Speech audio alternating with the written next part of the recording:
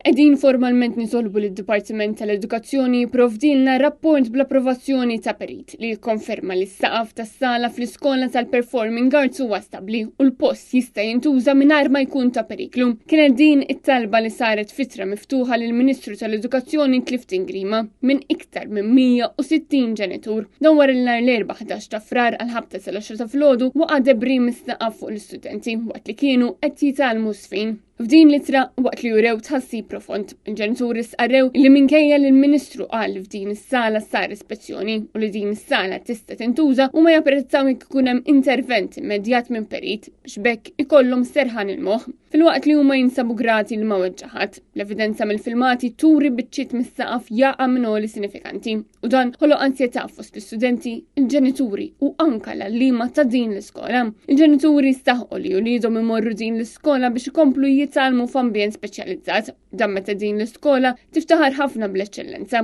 u għalhekk li n-nuqqas ta' spazju sigur fejn ikunu jistgħu jipprattikaw it-tagħlim huwa inaċċettabbli. Il-ġenituri jemmnu li wliedhom u l-għalliema għandhom id-dritt li jaħdmu jitalmu f'ambjent sigur. U jekk dawn il-ċertifikazzjoni ma jsirux pubbliċi se jibqgħu mħassbin dwar din is-sitwazzjoni.